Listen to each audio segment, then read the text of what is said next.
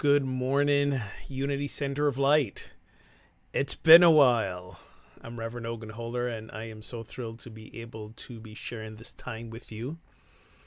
I look forward to the time when I can do it in person, in the flesh, standing right in front of you, like I did so many years ago when I guest spoke with you.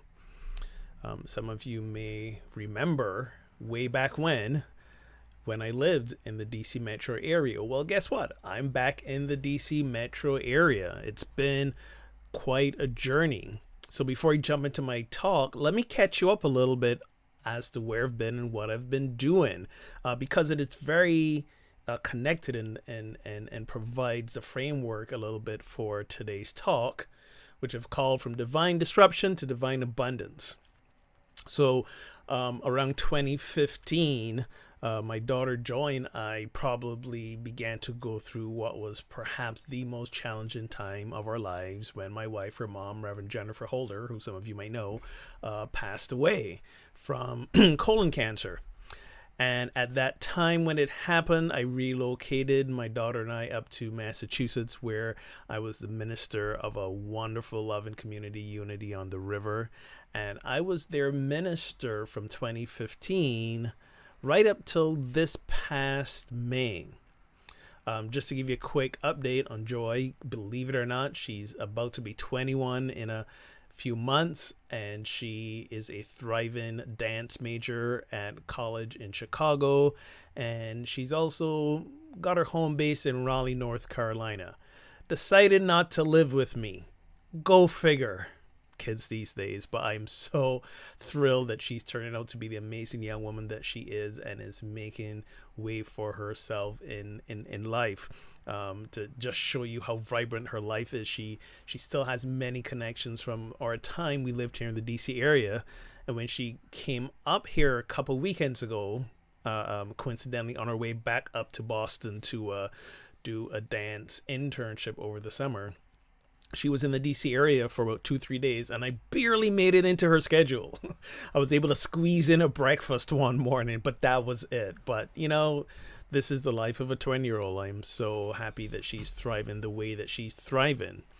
But what got me back here into the DC metro area was the first half of the title of the talk, The Divine Disruption. And if you happen to be subscribing to Unity Magazine, I wrote a whole feature about it in this issue, the July-August 2021 issue. So I've got a feature in there, and you could check it out. But what happened was I was doing church in Massachusetts, and it was going well, and we went through this experience where we realized we had to sell our building and the property that the building was located. It was no longer financially feasible for us to continue owning this property. And, as you can tell, it pushed a lot of folks' buttons. There was a lot of emotions around it. And we got to a point where we were able to discern together as a community that this was the right choice for us. And we sold our building, and we closed on the sale a mere 2 or 3 weeks before the pandemic shut everything down. I couldn't have thought of a better case of divine timing of how things worked out. So like many churches, like your church, like many churches around the country, around the world, we moved our service online. It was fascinating because, for years and years, churches have been talking about how do we better integrate the online experience, and turns out the pandemic pushed us into it. And not only did we have to step into the thing we feared most as a church community, but realized that, hey, church wasn't going to go away. And many of us thrived with this online experience. And as we went through the pandemic and we got to the time where it was time to reopen, or we started having discussions around vaccines are going to be imminent, and we could start having conversations about reopening, something interesting happened within me. And before I get to that, during this pandemic time, I'd been doing a talk series an amazing book called Radical Acceptance by Buddhist teacher Tara Brach. I so highly recommend every person read this book, Radical Acceptance. And it really was talking about how things pop up in our lives, and basically what they do is they trigger things within us. And in our effort to get rid of, resist, not feel the pain, we make choices that necessarily don't come from our highest self. And her invitation is to just stop and listen to our bodies, listen to our hearts, listen to what's happening when we feel this trigger and we feel this pain, and turn within. And for a lot of us, the pandemic did that. For a lot of us, the pandemic was perhaps the first time in our adult lives when we were forced to stop, to slow down. And for some of us, we lost our jobs. For some of us, our jobs were on hiatus. For some of us, all of a sudden, we're forced to live 24/7 with other people in our lives, and lots of stuff got triggered. The uncertainty around where this pandemic was going to take us, the pain and the trauma of people close to us becoming sick and dying, and the collective angst of the hundreds of thousands of deaths that were occurring over the course of the last year and a half. So all of this was weighing on us, was weighing on me. And I think it weighed on me heavier than I realized, because when we began to have a glimpse of the beginning of the end of the pandemic and things began to reopen, rather than being jubilant and joyful, I began to realize I was feeling this angst, this discomfort, this unease about the prospect, and it really challenged me. I was perplexed, right? Because we hadn't met as a church community in person for months and months, and this was the possibility of coming back to that. Why was I not happy about that? And I followed the advice in Radical Acceptance. I stopped, I paused, and I just spent time sitting in that discomfort, sitting in the pain that discomfort was causing, to see where it would lead me, rather than just brush it aside. And what it led me to finally, after a few weeks, is a realization that as we were beginning to have conversations about returning to normal, is that I didn't want to return to normal. I didn't want to return to church normal. And what I meant by church normal was, if you think about it, on churches on Sunday mornings, right? We're there for a few hours. And in that few hours, right, we pack basically the vast majority of what church life is about. Spiritual inspiration, spiritual education, spiritual community and connection. We pack that all into this 2-3 hour span. And, if you got a workshop after church, just tack on another hour and a half to 2 hours on top of that. And those of you who've been ministers, who have been main volunteers in your church, you could probably relate a little bit to the exhaustion of that. And we maybe didn't have to handle and deal with all of that exhaustion during the time of the pandemic. So it was occurring to me, I didn't want to return to that. And trust me, I felt for many weeks after that realization guilty about it. I felt like I was letting myself down, my career down, my community down, and the realization of maybe this was not, church ministry was not my path anymore, brought up a lot of fears and questions. Does this mean I was done being a minister, or I was done with unity? Like what was happening? So once again, after the realization and all the discomfort of what that triggered, I sat in the discomfort of it. I sat in the pain of those triggers and just dug deep down into what that was all about. And coincidentally, around the same time, I was having conversations around this with a good friend of mine. Some of you might know Reverend Kelly Isola, and I was saying I don't know really what this feeling is, but I'm getting this clarity that church ministry is not what I want to do, and I don't know what that means and what it's going to take me. We were talking and going back and forth, and one of the things she said was, I've always had this idea of creating a new like ministry experience. That's primarily based online, but I've never wanted to do it alone. And when she said that, like something inside of me just like go like, that's it. Like it landed and it landed and it landed and then triggered me even more. Right. So it landed and then all those deep triggers and fears and old wounds came back up. Am I good enough to do this? Will I make enough money? Like how am I going to survive? I'm about to give up a steady pretty good paycheck to go start something that I have no guarantee will succeed. So all those fears came up. Do you know what Tara Brach in Radical Acceptance says about fear? This is my favorite definition of fear. Not false evidence appearing real, even though that sort of has some validation. But here's what she says fear is: the anticipation of future pain. Fear is the anticipation of future pain. We are pain-averse creatures. And when we think stepping into something will cause us pain, we don't want to do that. And that's what fear is. I was feeling the fear of stepping away from something I was pretty good at to step into something that I had no idea where it would take me.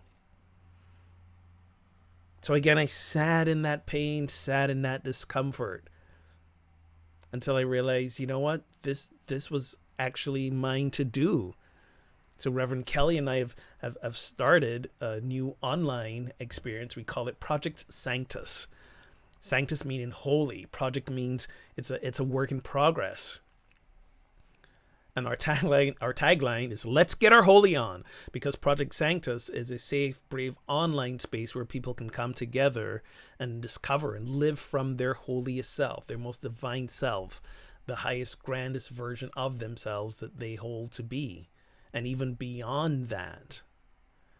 And what you can experience when you come to Project Sanctus is we've got workshops, we got lots of video interviews with other amazing people. One of the things that we are very dedicated about and do a lot of our work around is anti-racism within the spiritual context.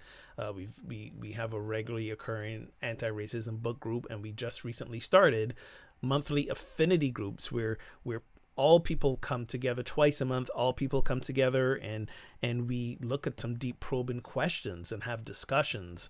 Then once a month, we also do groups where it's just white folk and just folks of color, because there's some work we have to do separately to dismantle racism.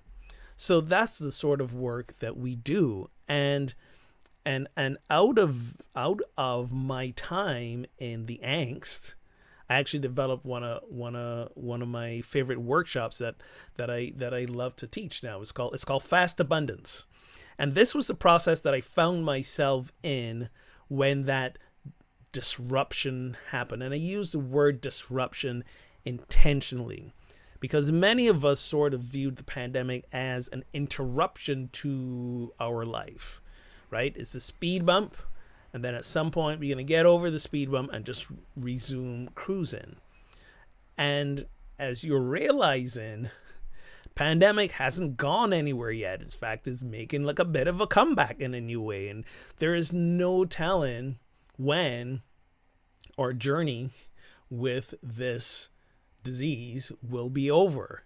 So our lives were not interrupted. Our lives were disrupted. It's as if we were skewed off on this alternate timeline. Those of you who may have watched Back to the Future, or if you want to be more contemporary and you've been watching Loki on the Disney Channel, like we got a new branch in the timeline, right? And we don't know what's happening. But once you branch off into this new alternate timeline, this new alternate experience, you're not coming back to the main one. You have to co-create this new experience as we go on. So this is what's happening. And I realize that I personally can go back to that old timeline. And some of us know what I'm talking about, right? We realized that the pre-pandemic life and experience, whether it was overwhelming and there was too much hustle and too much grind or whatever, we don't want to go back to that. And some of us struggle with the guilt around that. Are we saying that's not, whether it's a family or job or whatever, that wasn't good, or that I made the wrong decision around that? No, it doesn't mean any of that. What it simply means is that we're existing in a new paradigm, and sometimes new paradigms require us to change and evolve.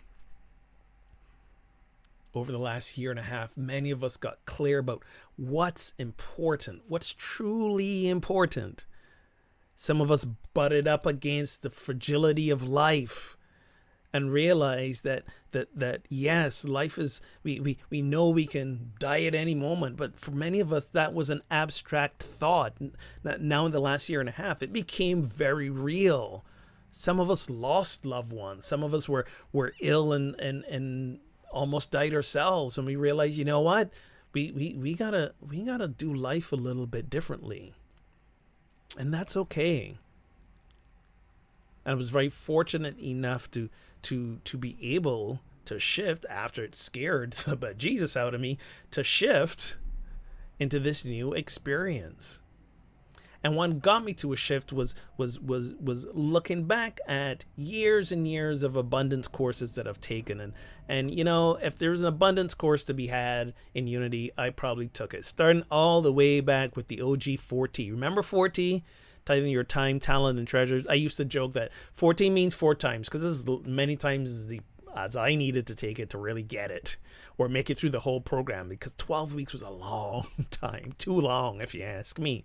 But anyways, I took 4T, Keys to the Kingdom, Mary Manon Morrissey's course. The names escapes me right now. I mean, if there was a prosperity course, I took it. And as I looked back on these, there was always this element of them that left me a little unsatisfied. And I realized part of that was that for most of them, the focus sort of always looked outward. What am I going to manifest? Right? When I truly understand who I am as an abundant being, what am I going to manifest? And for many of us, at least I'll speak for myself, I'll throw myself under the bus, but there's room for all of us. I'll throw myself under the bus. Is that my focus kept being on the outer and not so much on the inner. And I realized that in order to experience the outer life I wanted, all my attention had to be on the inner transformation and forget about trying to manifest anything. Manifestation was not the point. Manifestation was the outcome.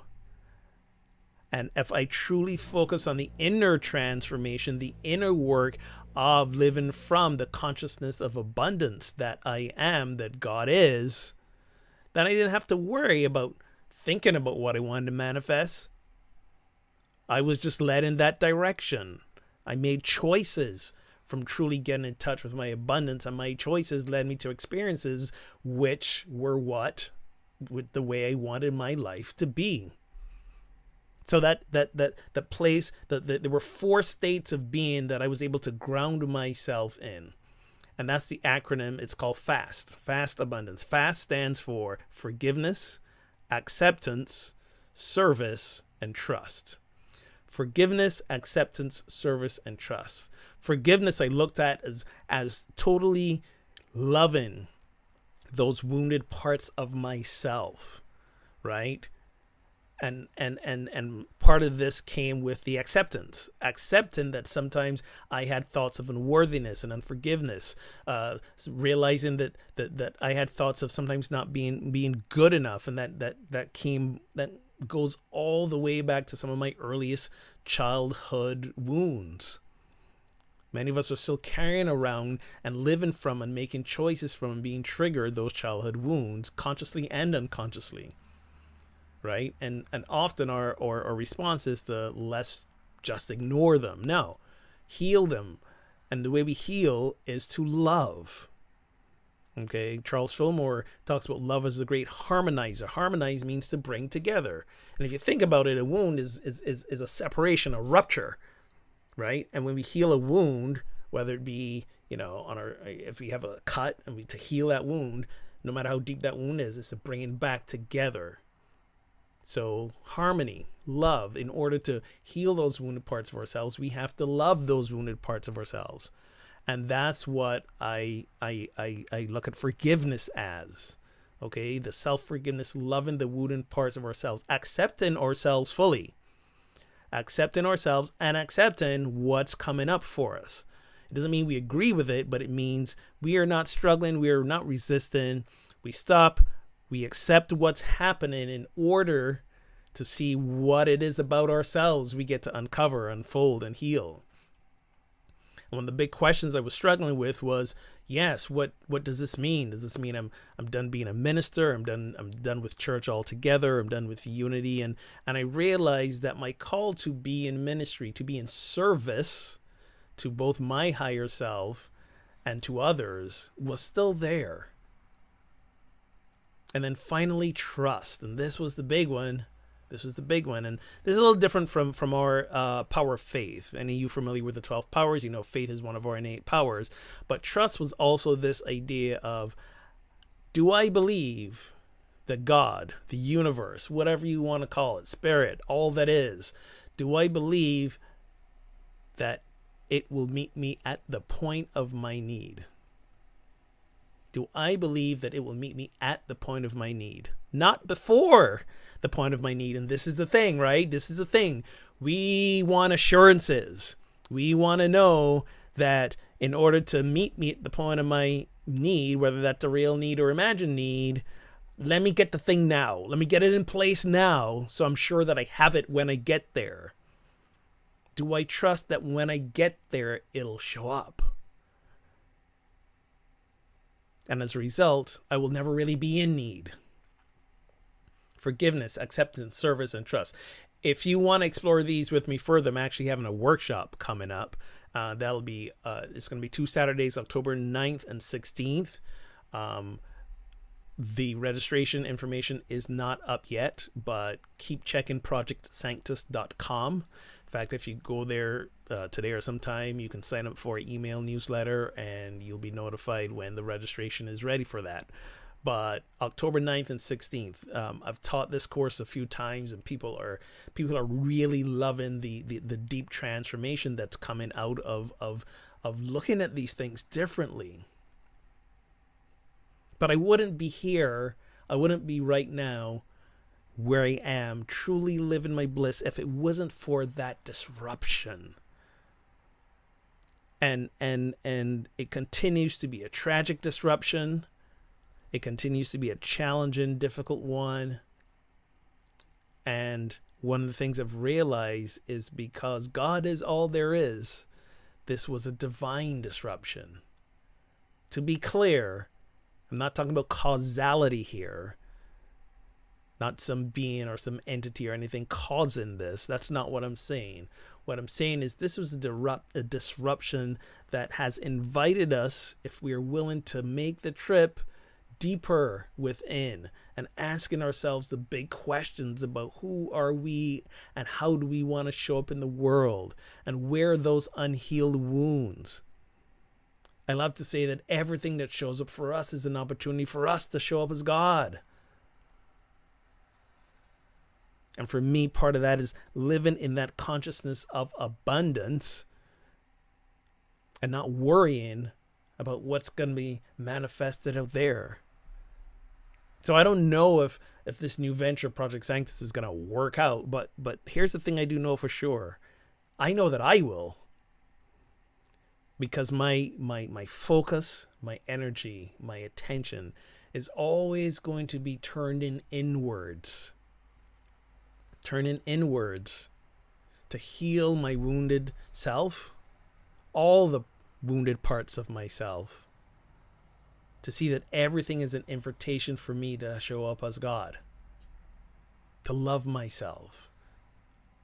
To come back to a place of wholeness, which means I am worthy, I am valued, and I am loved simply because I exist, and to live in that.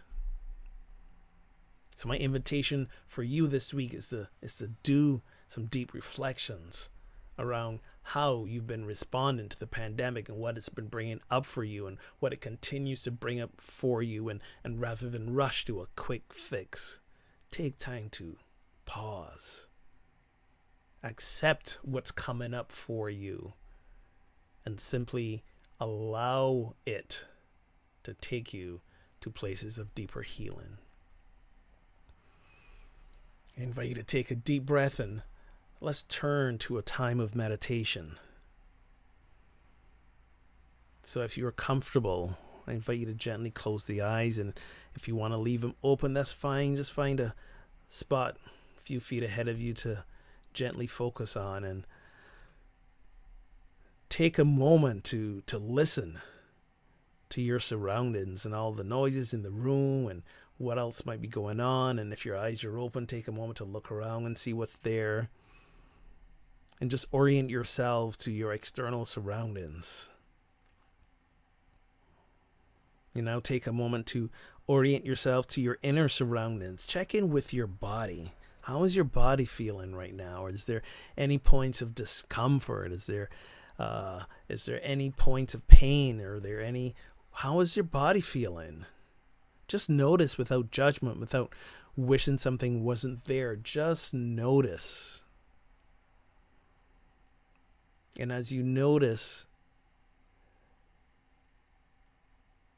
first being gratitude for this vessel that continues to transport you, for this vessel that houses the individuality of your divinity. And now gently turn your attention to your breath.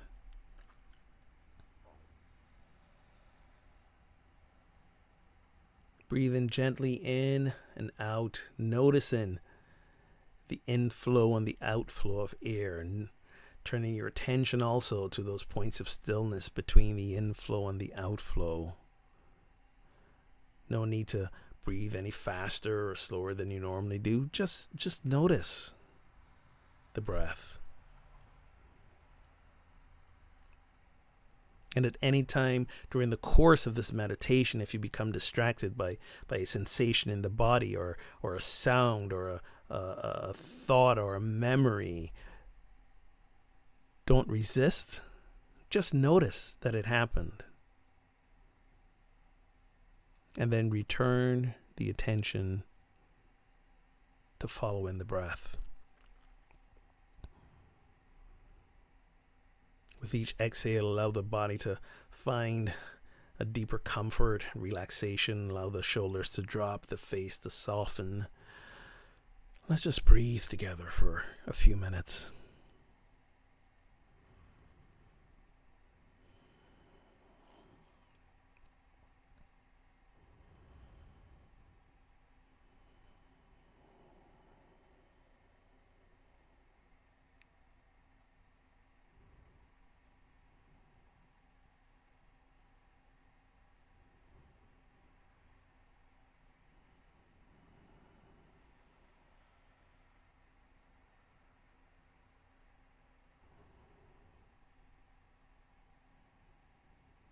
And I invite you now into a deeper relaxation by allowing your exhales to be a little longer than your inhales.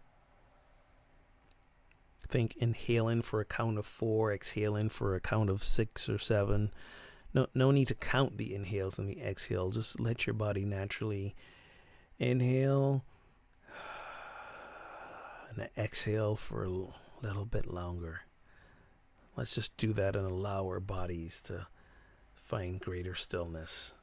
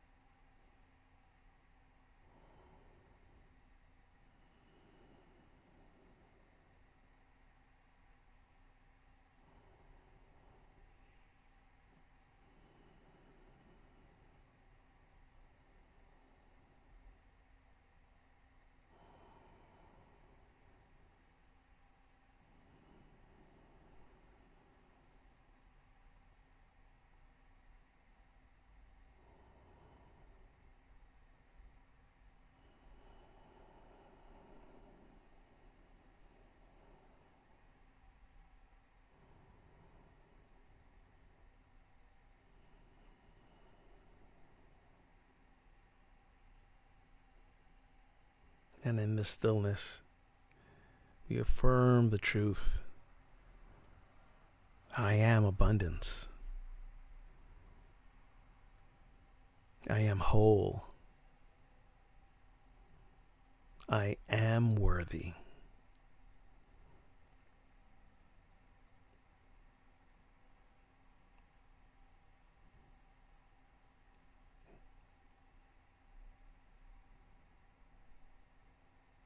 I am abundance. I am whole. I am worthy.